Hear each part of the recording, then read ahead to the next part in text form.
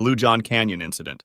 On April 26, 2003, 27-year-old Aron Ralston biked 15 miles into the remote canyonlands of southeastern Utah, planning an 8-hour solo hike through Blue John Canyon. The experienced mountaineer and mechanical engineer had quit his corporate job to pursue his passion for climbing. That afternoon, while descending through a narrow section of the slot canyon, disaster struck.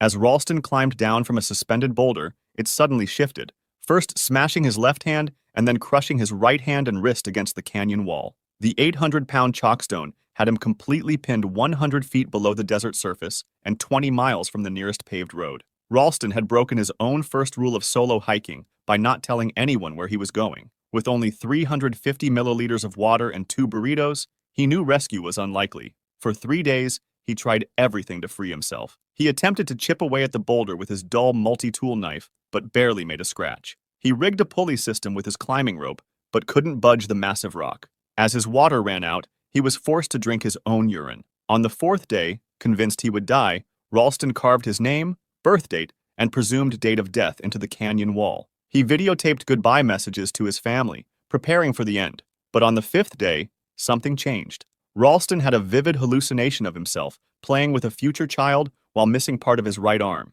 This vision gave him the belief that he would live. When he woke on the 6th day, his trapped arm had begun to decompose. Desperately, he realized he could break his radius and ulna bones using torque against the boulder. He snapped both bones, then began the agonizing hour-long process of amputating his own arm with the dull 2-inch knife. He cut through skin, muscle, and tendons, using the pliers on his multi-tool for the tougher tissue.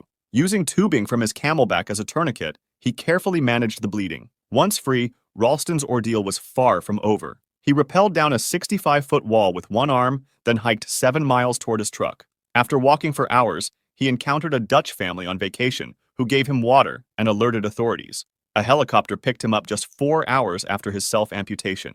Ralston had lost 40 pounds and 25% of his blood volume, but he was alive. The incident later inspired the 2010 film 127 Hours that captured what it meant to endure 6 days alone in a canyon and brought international attention to Ralston's survival. The real story, however, remains one of the most extreme self-rescue cases ever documented.